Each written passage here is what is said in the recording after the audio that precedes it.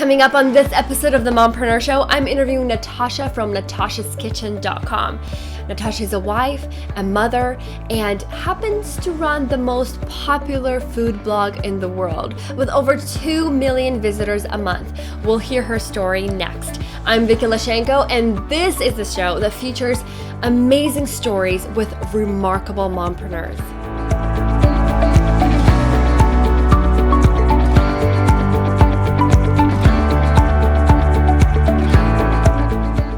One of the most successful food blogs on the internet. You've been mentioned in dozens of reputable sources and even won an award for best food blogger in 2015. Please tell us, how in the world did you get here? Long story. I'll try to make it short though. So in 2009 is when I posted my first blog post. It was my birthday.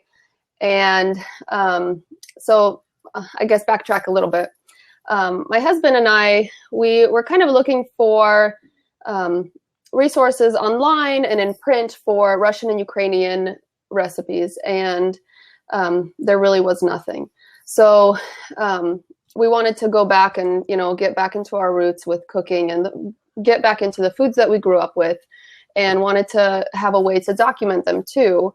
So I kind of had a little bit of experience with blogging from when I was a realtor for 4 years. I had a little blog that never went anywhere. So I knew a little bit about it, and I decided, why not? Let's start a food blog.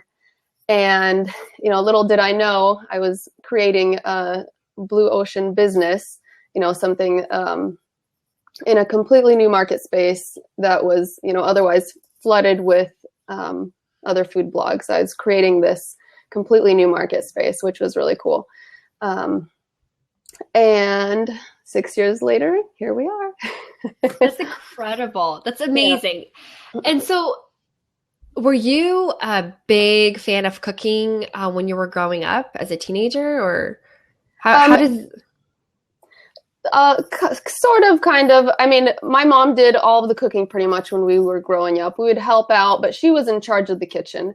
And so really what this started as an adventure of learning how to cook those recipes that we grew up with and being able to document them, because most of my mom's recipes were a pinch of this, a pinch of that. She had them in her mind and in her heart, but translating that to me was a little bit more difficult. So I wanted to be able to record that, and for my sisters as well, to be able to find those recipes and my kids down the road. So that's awesome. And I know you shared a little bit about that before, but I want to touch upon this because you had a really incredible journey. So first you have a business degree. Yes. And then you were a realtor and a nurse. Tell us about that. How did that, because I understand that having a successful business is not a first try for many people. And looking at your history, looking at different things that you've done before really proves that it's not really like a get rich overnight type of thing. No. So I guess a little bit about my background. I started working for a really successful entrepreneur when I was in high school, and I had a business internship with her for 7 years. And I pretty much learned more than in any other experience I've had in my life with her. And they owned something called Discount Fabrics. It was a chain of 52 stores that was later bought by Joanne Fabrics. So and she taught me everything there is to know about business. I mean, she was just such a blessing in my life. And then, so I started on the path of business school because I knew in my heart that I wanted to do something business. I'm an entrepreneur at heart. And went through business school, and then the market tanked. It became really hard to find a job. And when I got my first job offer of a flex employee, like during the holidays at Macy's for $10 an hour, I was like, it's not what I imagined. And so I went back to school for something practical, which for me was nursing, because 3 of my sisters were nurses. And so I decided I'll become a nurse. I loved helping people, and I had a heart for people, so I thought it would be a good fit for me. So I went through nursing school, got my nursing degree, became a nurse, did that for 2 years. And there was parts of it that I enjoyed, and parts of it that I just didn't really feel like that was what I was called to do in my life long term. And then, before nursing school is when I actually started the blog, but I didn't like think of it as a business really. I was just doing it for fun. And then while I was in nursing school and, being a nurse, the blog grew and grew and grew. So then about a year and a half into being a nurse, I realized that it's more advantageous and profitable for me to be a full-time blogger than a full-time nurse. And so that's when I kind of realized that I need to start making this switch. That's incredible. Yeah, went down in hours from there, increased my hours on the blog, and then I'm a full-time blogger, and my husband is full-time blogging with me too. That's amazing. I love that, how you were able to transition. But when did you realize that you hit the gold mine, as they say? Like, how long into your blogging? Was it like a year or two, or when did you realize that this can become something big? Probably at 4 years, I realized that, that it was starting to become more of a business. And, it's different for everybody because I really did it part-time before that. So, I mean, there are people that have been blogging for less time than me that are much more successful, and that's okay. I think it's important never to compare yourself to anybody else because everybody's life situation is so different. What was your question? No. You totally answered it. That's when you realized 4 years into blogging, that's when you realize that you have a business. And I love that you shared that with us, the thought of that nobody just, it's not typical for people to jump in and have a very successful business their first year. There are people that do that. It's very strategic. Most likely they're either working with a coach or have some sort of background that they're taking experience from, or they have like a lot of money invested where they can, again, hire a coach and do the things that will help grow their business. But Thank you so much for sharing that, because I see people giving props. It's really great to know that it doesn't happen overnight. So when did you start making money, or when did you start breaking even on your blog? Because I know there's so many bloggers here joining us, and some have food blogs, some have craft blogs, some have little mommy blogs. How can they take their blog to the next level and have some kind of income from them? Mm-hmm. Well, I broke even at 2 years. That's when we took our blog from, just being on the free WordPress platform to the self-hosted WordPress. And blogging is like no other business because it requires very little investment. And so breaking even for me was probably like $100 a month. That's the beauty of blogging, is you don't have to invest very much money into it in order to start that kind of business. And you can scale it as your business grows. You can invest more money, and that's kind of what I did. We didn't buy the fanciest camera right away. We bought it when the revenue from the blog justified it. I love that. Thank you so much for sharing. And that it's investment little by little, month by month, and you're able to grow. And then you redid your website in 2015. But before then, did you craft it yourself, or did you hire somebody else to do it? We initially did it ourselves, and it was a lot of learning. And I think it's important to kind of figure that out and figure out at least something about the background of your blog, because it's nice to be able to go in and tweak something if you need to. Otherwise, it gets very expensive. We did hire a designer initially, and it was a very negative experience because this person didn't come highly rated, and it was we looked at the price to do it and we thought, oh, this is reasonable. But really, it cost us way more in, blog downtime. I don't know if any of you remember, if you were following our blog about a year and a half ago, we had so much downtime. It was terrible. And you get what you pay for in terms of blog designing. So just be careful, word of caution about that. But it's nice to start out by yourself so you can fix things and know what you're doing. And then when your blog justifies it, or if you have the means ahead of time, hire somebody who really knows what they're doing, because that will help set your business up and get it off the ground running, give the best experience to your users. I agree.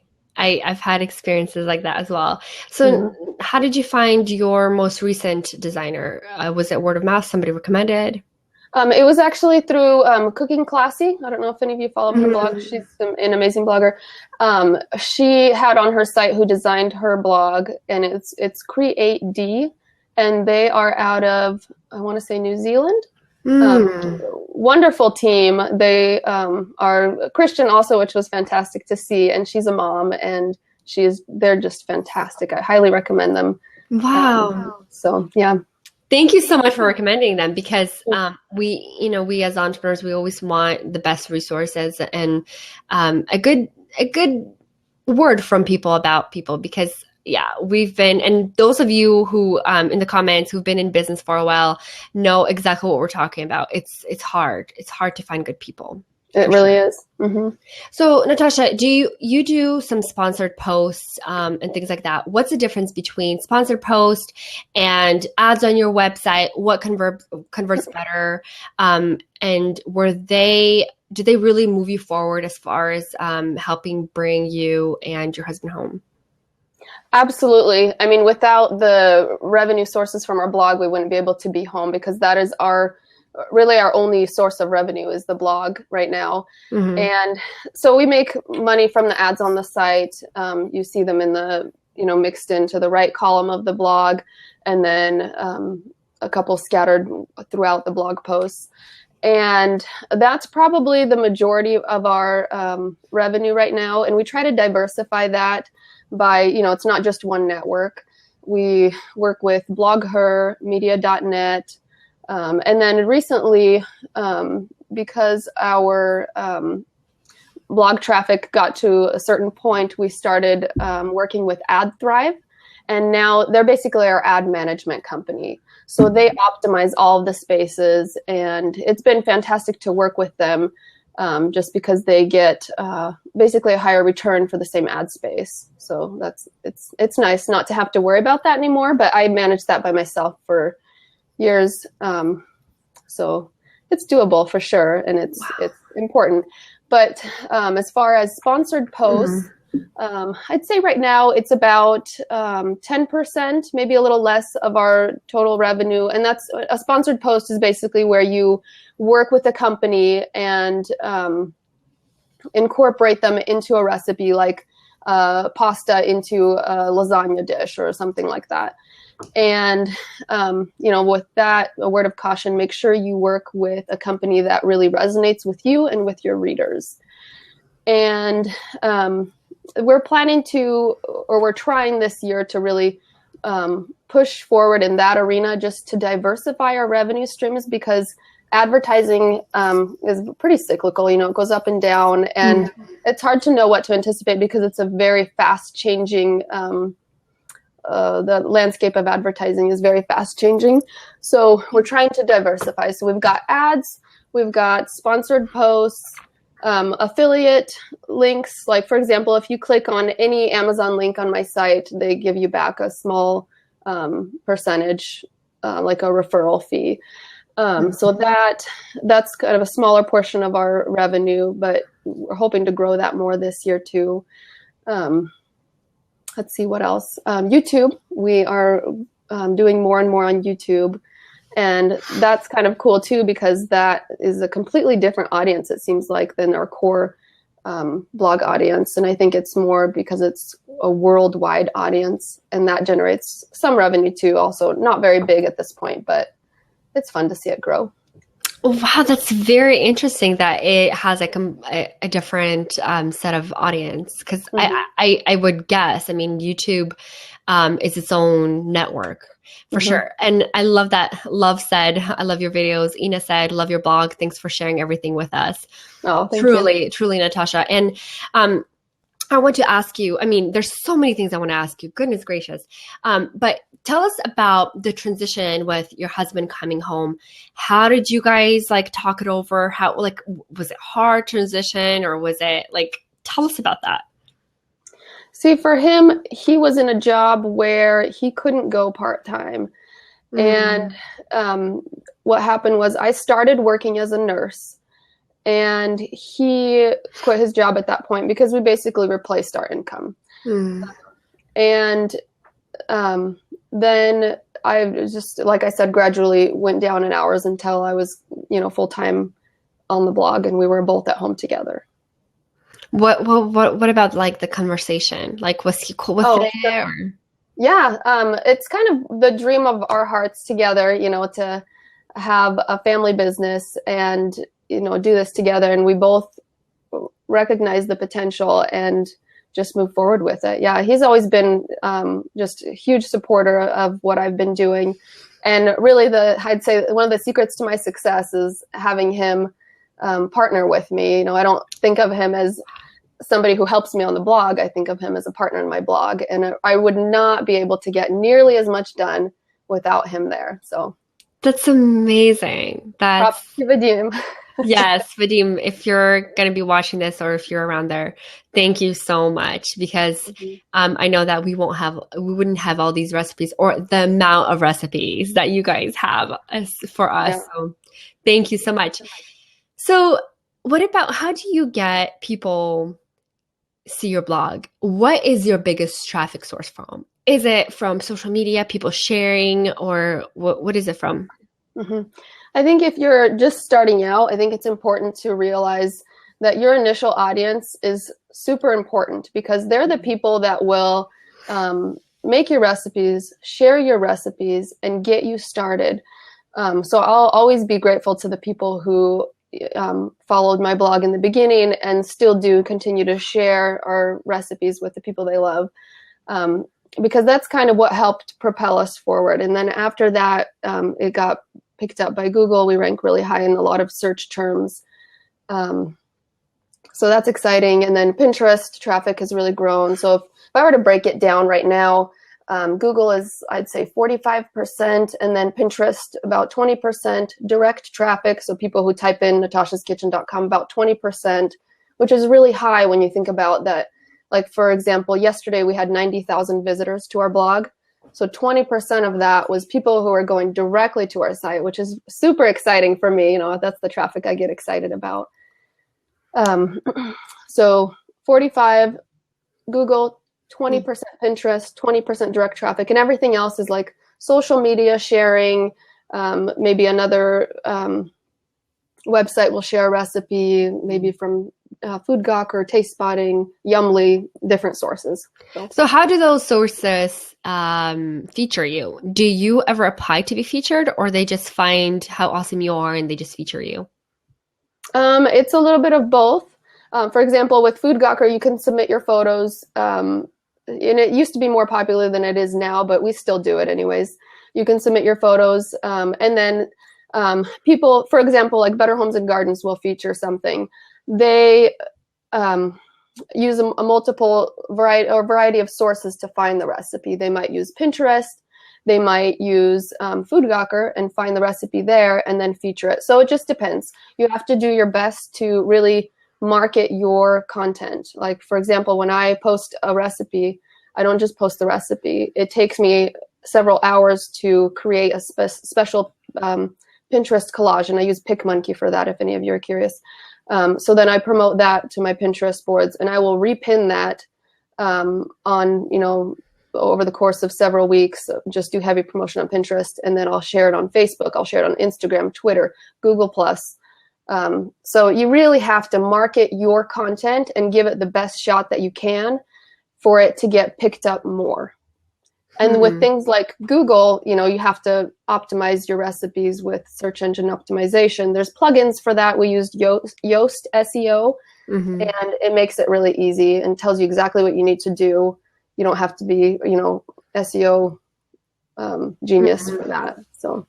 Yeah, I also love their plugin. And one of the things I want to mention is that the way I found your blog, and it wasn't via Google or social media or anything like that.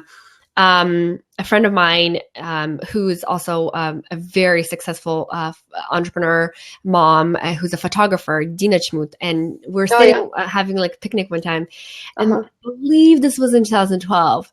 And I think I was telling her how insane it is for me to like get cooking and cook meals every night for that family. And she's like, oh, just go to Natashas Kitchen. And I'm just like, and so that's how I found about you. Awesome. It's interesting because I think a lot of people here, like I would love to hear you guys in the comments. How did you find out about Natasha and Natasha's Kitchen? Because so many of you are saying that you cook daily from her blog, which is great. Elena from AK Photography said, I always cook from your blog recipes. And then Olga said, my sister-in-law, Alina, and I cook from her blog weekly. Our sister makes fun of us that we can't cook without Natasha's blog. LOL. We love your blog. Nasha Ukrainka.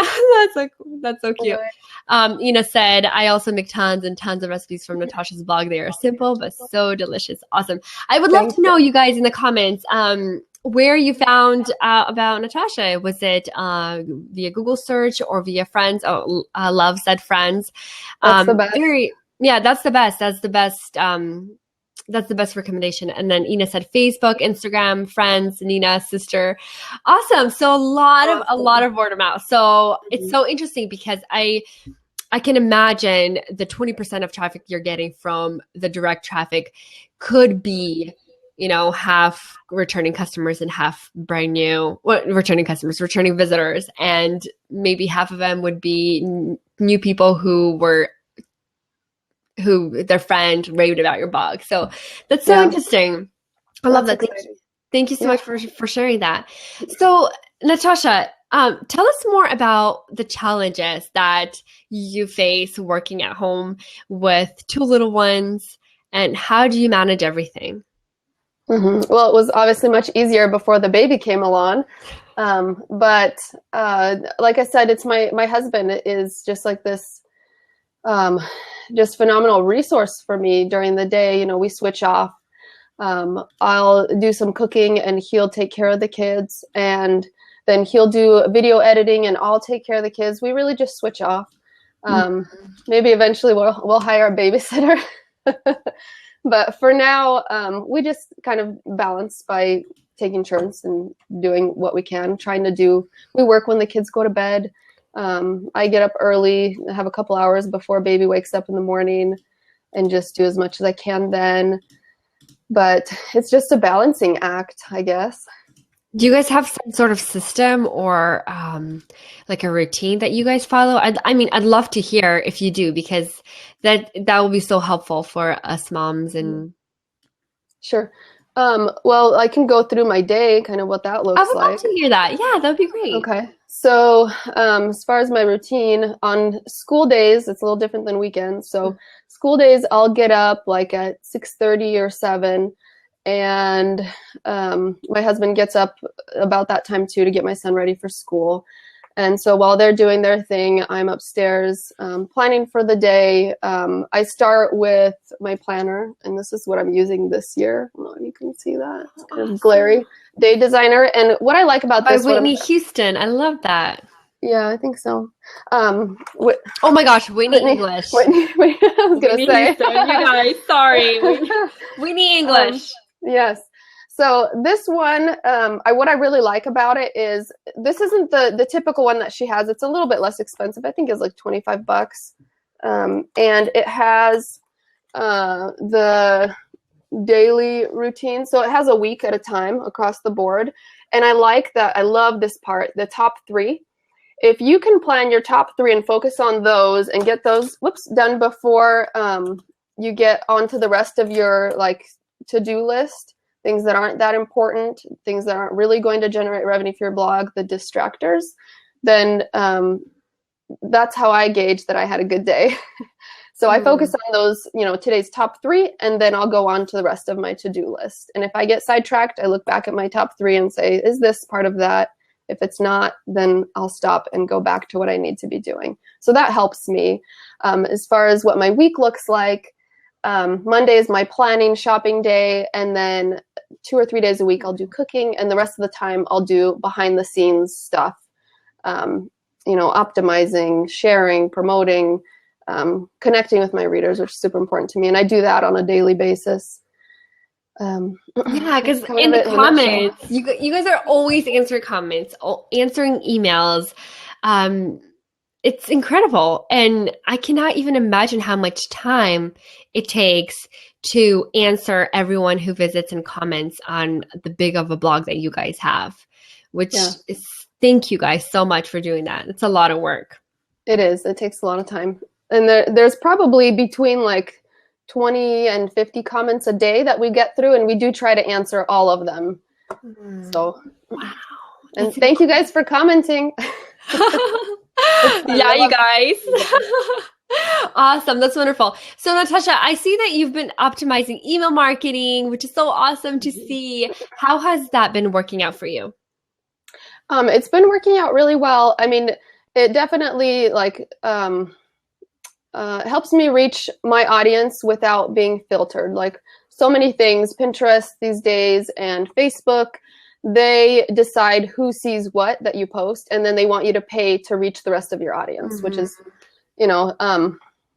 not great. So email marketing is different because you control what you send people. Everybody sees what you publish and send to them. There's no filter against what you're writing, which is awesome because people who subscribe to that newsletter want to see that newsletter. So I think it's important to build that email list long term if you guys are looking to grow your business, whatever kind of business you're in. You look at the top websites in the world, not just blogs. Email list is big, and it's something that you should focus on.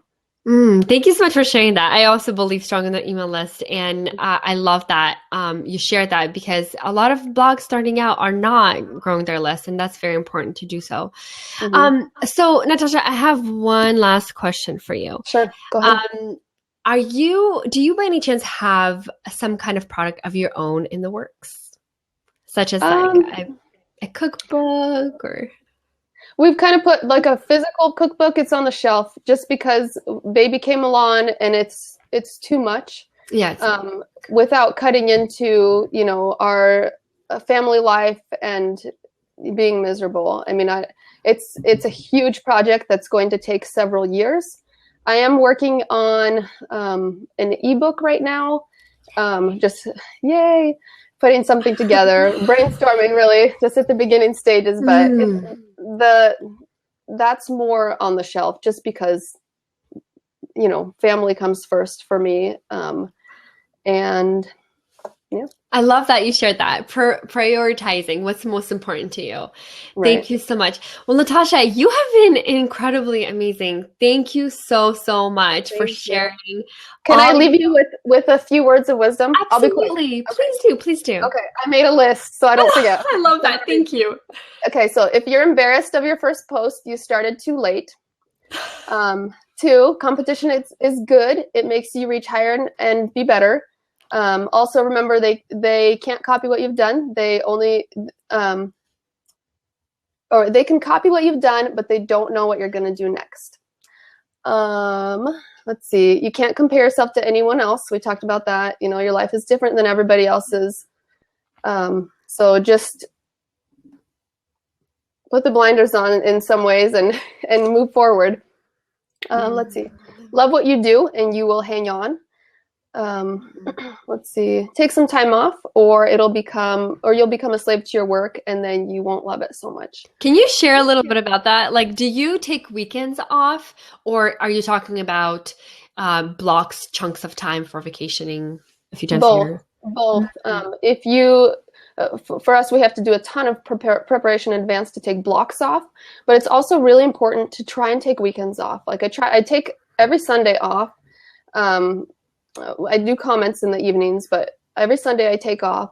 And then Saturday I try to take off. And I find that if I don't, I'm not very excited on Monday morning. Oh, that's interesting. Yeah, it is important to take breaks. And then always improve, always learn. And I listen to podcasts too. What are your favorites? I like Pinch of Yum's Food Blogger Pro. And then Pat Flynn has a good one about entrepreneurship.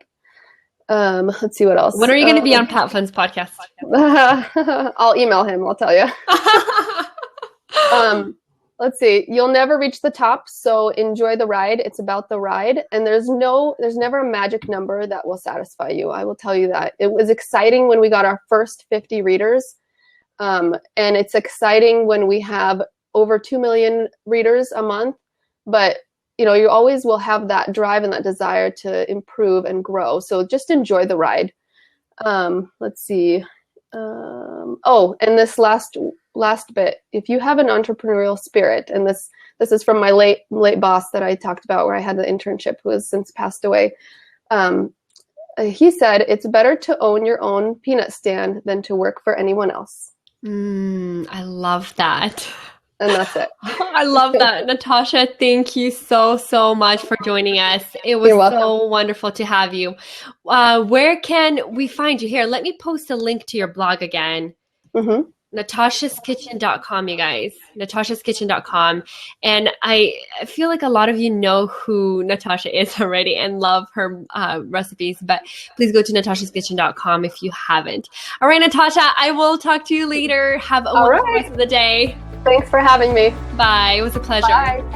All right, I hope you enjoyed our conversation. Please join us live every Monday at 10 a.m. Pacific, 1 p.m. Eastern, and join the conversation. Meet other incredible moms. Ask questions from our featured guests. My name is Vicky Lashenko, and this is the show that features incredible stories of remarkable mompreneurs. I'll see you next time.